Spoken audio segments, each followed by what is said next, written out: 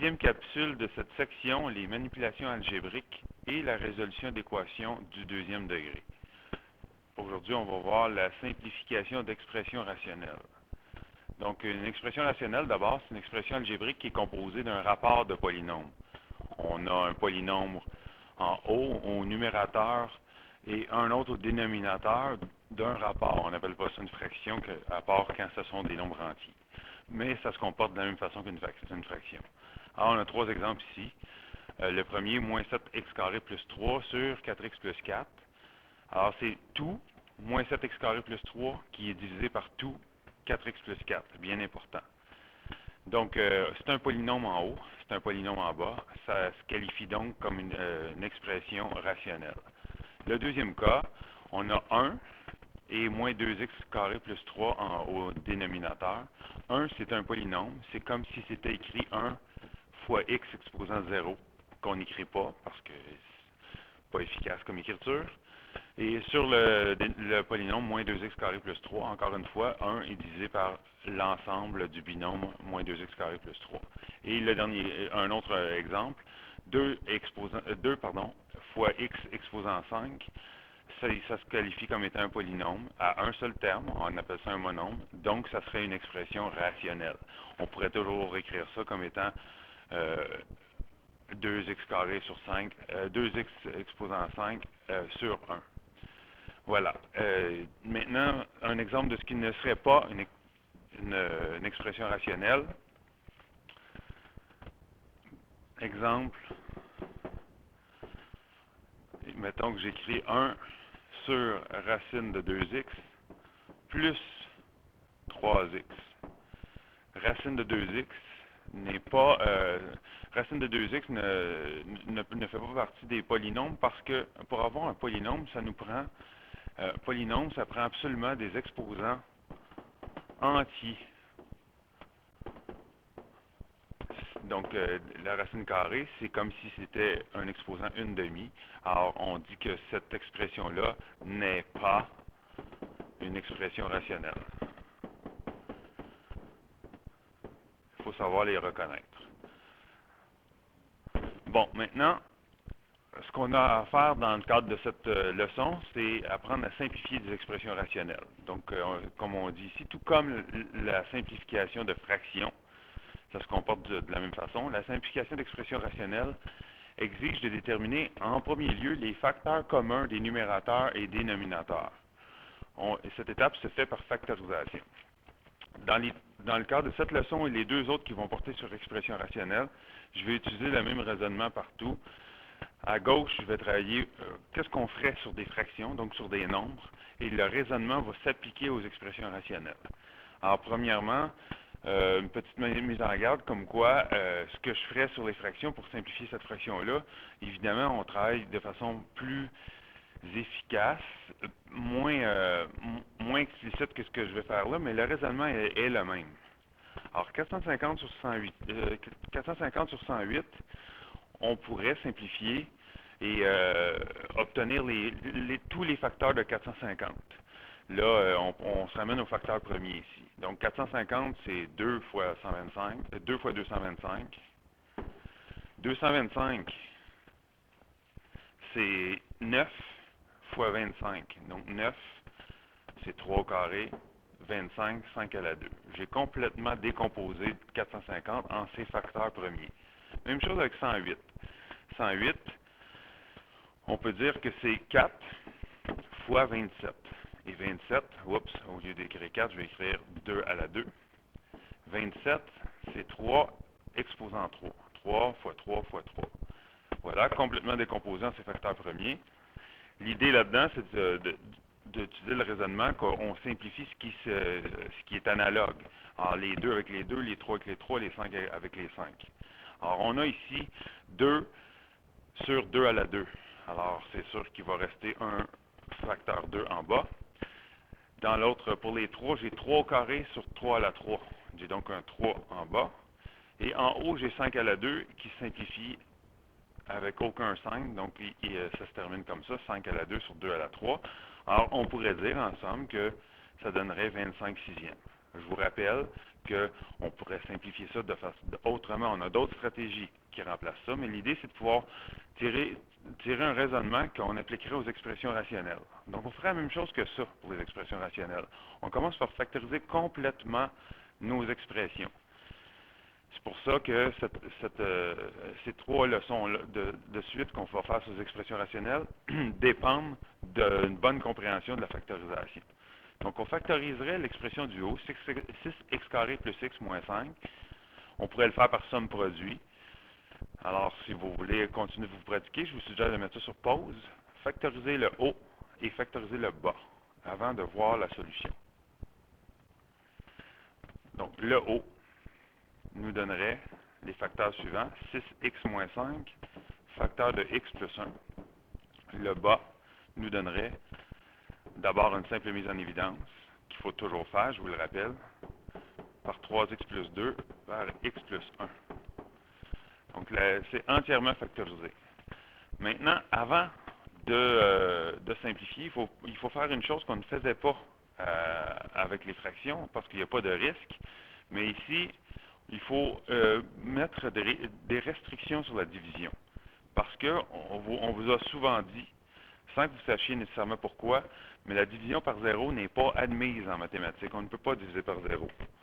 Alors, si on veut s'assurer de ne pas diviser par zéro, bien, il faudrait voir dans quel cas le dénominateur pourrait être zéro. Alors, si on examine chacun des termes, ça, c'est clairement pas égal à zéro, ça, c'est certain. Ça, tout va bien. 4, ça vaut 4. 3x plus 2, ça pourrait donner 0. Il faut trouver pour quelle valeur. Et x plus 1 aussi peut donner 0. Alors, il faut examiner les cas où le dénominateur pourrait être nul. Donc, on y va avec les restrictions sur la division. Il faut toujours faire ça, même quand ce n'est pas demandé explicitement. On ne peut pas diviser avant de faire ça. Alors, j'ai 3x plus 2 que je ne veux pas que ça donne 0. Je veux que ça soit non nul. Alors, ça revient à dire, vous trouvez pour quelle valeur ça donnerait 0. Donc, j'isole x. Moins 2. J'obtiens 3x. Je ne veux pas que 3x donne moins 2. Je divise par 3, je divise par 3.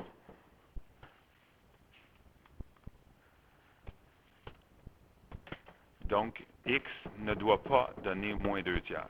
Si x donnait moins 2 tiers, vous pourrez le vérifier, j'aurais en haut ici, si x vaut moins 2 tiers, j'aurais 3 fois moins 2 tiers, ça donnerait moins 2 plus 2 donne 0. 4 fois 0 fois n'importe quoi d'autre donnerait 0, et j'aurais une division qui ne fonctionnerait pas, qui génère une erreur.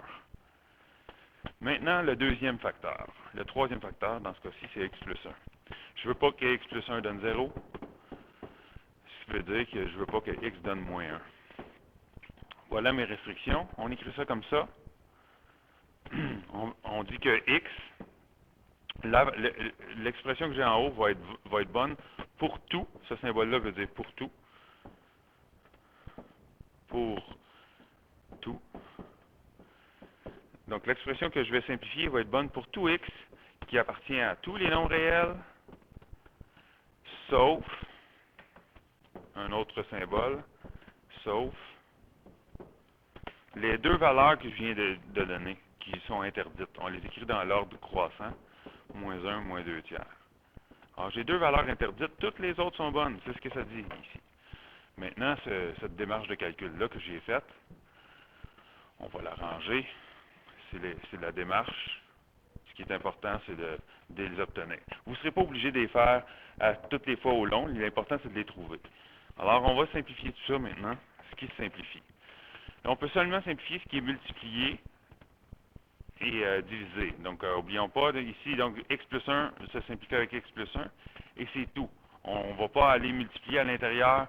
Donc, le 6x et 3x, là, on ne peut pas le faire parce qu'il y a d'autres opérations qui sont impliquées, soustraction et addition. Donc, c'est bien important. Ça, c'est une cause d'erreur fréquente. On ne peut pas simplifier ça. Ça se termine ainsi. 6x moins 5 sur 4 facteur de 3x plus 2. On les laisse factoriser. Si jamais on a d'autres opérations à faire, ben, on a déjà une forme qui est plus facile à travailler. Et là, je ramène cela. Un coup que je donne ma solution, je peux ramener ça ici, qui va avec. Ça explique pour quelle valeur c'est vrai. Voilà pour la simplification d'expression rationnelle. Vous en aurez d'autres à faire en exercice. Allez voir dans les exercices que j'ai fournis. Il y en a des simplifications à faire. Maintenant, je profite de cette capsule-là pour expliquer, tenter de donner une explication au pourquoi on ne peut pas diviser par zéro. Il y a plusieurs façons de le faire. J'ai prévu deux exemples, mais je vais en faire juste un parce que le deuxième, le raisonnement est semblable. Donc, puis il y a d'autres façons d'arriver à ça, mais je vais vous expliquer pourquoi on ne peut pas diviser par zéro en utilisant une stratégie qu'on utilise en mathématiques. On va supposer qu'on a le droit de diviser par zéro, puis on va voir ce qui se passe. Donc, premièrement, je vais prendre le premier exemple, x moins 1 sur x carré moins 1. OK, puis je vais commencer par ça. Supposons qu'il est possible de diviser par zéro. Qu'il soit possible.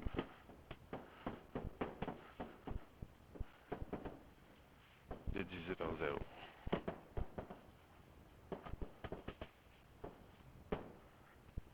Alors, si je travaille l'exemple 1, ça pourrait me donner quelque chose comme suit. Donc, d'une part, x moins 1 sur x carré moins 1, ben, on va le factoriser comme on a vu qu'il fallait faire. X moins 1, en haut, x carré moins 1, c'est une différence de carré. Ça donnerait donc x plus 1 par x moins 1. Ça, il n'y a pas de problème là. Alors, en le simplifiant, supposons que je n'ai pas besoin de m'occuper j'ai le droit de diviser par zéro, donc j'ai jamais à me soucier de diviser. Alors, je divise. Je pourrais faire ça. Ça donnerait ceci. Sans problème. Alors voilà, j'ai donc une première expression, je vais la noter astérisque, égale à une deuxième expression. Tout ce que j'ai fait mathématiquement est valable. La seule chose que j'ai faite, c'est que j'ai simplifié sans me soucier de la division par zéro. C'est normal, j'ai supposé que c'était possible de diviser par zéro. Alors on va voir ce que ça donne lorsqu'on donne par exemple des valeurs. Alors, remplaçons x égale 1 dans les deux expressions.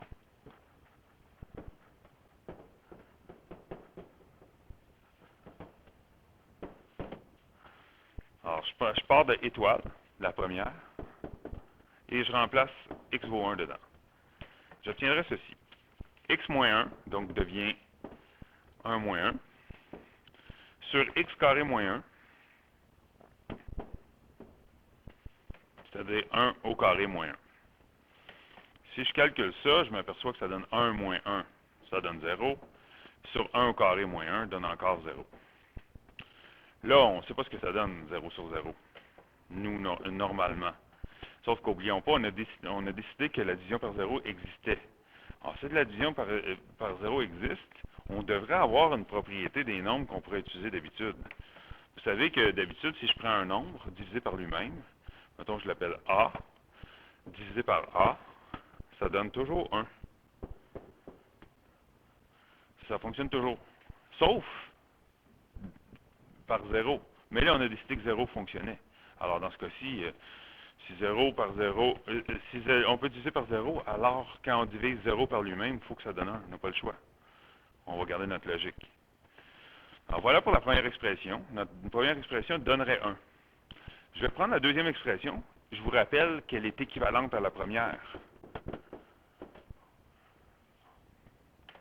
Alors, la deuxième expression, on a 1 sur x plus 1. 1 sur x plus 1. Alors, x vaut 1. Ce qui me donne une demi.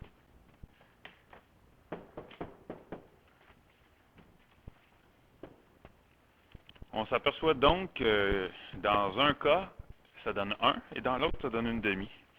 On a ce fameux problème de dire que 1 égale une demi. Si je vais un petit peu plus loin en faisant x2 fois 2, ce qu'on vient de montrer finalement, c'est que 2 égale à 1. Évidemment, ça n'a aucun sens, c'est une contradiction. Donc en mathématiques, ce qu'on fait, lorsqu'on obtient une telle contradiction, on se demande qu'est-ce qui n'a pas été correct.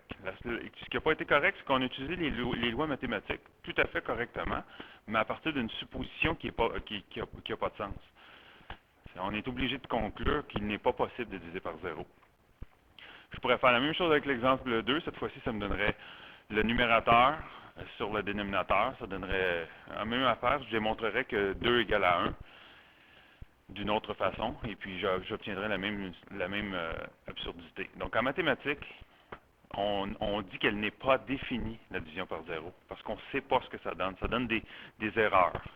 Donc c'est pour ça qu'on doit s'occuper de toujours mettre nos restrictions pour chacune des expressions rationnelles avant, bien important, avant de simplifier. Donc prochaine capsule, addition, soustraction d'expressions rationnelles.